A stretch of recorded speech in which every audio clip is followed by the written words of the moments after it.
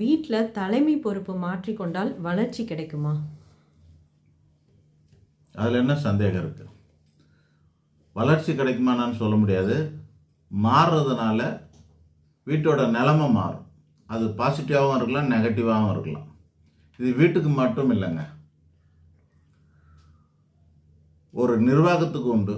ஒரு மாநில நிர்வாகம், ஒரு நாட்டோட நிர்வாகம், ஒரு அமைப்போட நிர்வாகம், எல்லா நிர்வாகத்துக்கும் அந்த நிர்வாகத்தோட தலைமை எப்படின்றதோ அதை பொறுத்து தான். தலைமை சரியாக இருந்தால் எல்லாம் நல்லாயிருக்கும். அவங்களோட சித்தாந்தத்தின் அடிப்படையில் தான் ஒவ்வொருத்தரும் அந்த அமைப்பு, அந்த வீட்டை, அந்த நாட்டை அவங்க நிர்வகிக்கிறாங்க. அந்த சித்தாந்தம், ஐடியாலஜி, அந்த ஐடியாலஜிக்கு பின்னாடி அவங்களோட பிலீவிங் சிஸ்டம் இருக்கும்.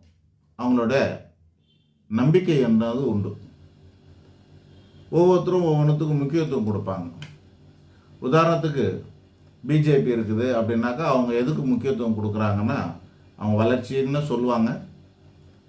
அவங்க ஊழல் இல்லாமல் நடந்தால் நல்லபடியாக இருக்கும்னு நினைக்கிறாங்க. அட்வான்ஸ் டெக்னாலஜி அப்டேட் பண்ணிக்கிட்டால் டிஜிட்டல் இந்தியாவாக மாற்றினா நல்லா இருக்கும்னு நினைக்கிறாங்க.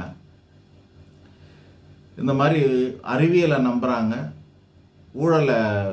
ஊழலாக இருந்ததுன்னா அது உருப்படாதுன்னு நினைக்கிறாங்க. மதம்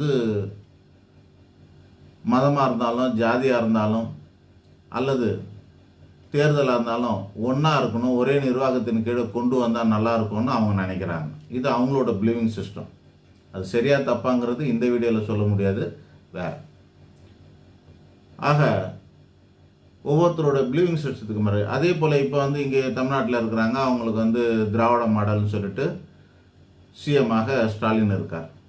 அவரோட சித்தாந்தத்தின் அடிப்படையில் அவர் சித்தாந்தம், ஐடியாலஜியின் அடிப்படையில் அவர் வகுக்கிறார்.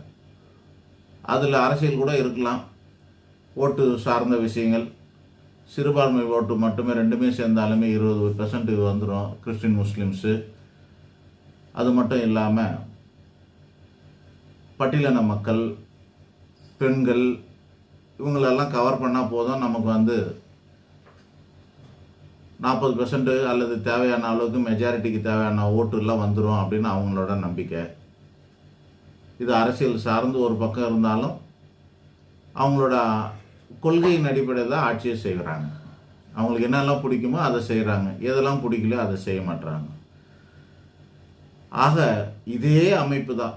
ஒரு கம்பெனி எடுத்துக்கிட்டாலும் சரி, ஒரு ஃபேக்ட்ரி எடுத்துக்கிட்டாலும் சரி, ஒரு அமைப்பு சங்கம் எடுத்துக்கிட்டாலும் சரி, எல்லா இடத்துலையுமே அந்த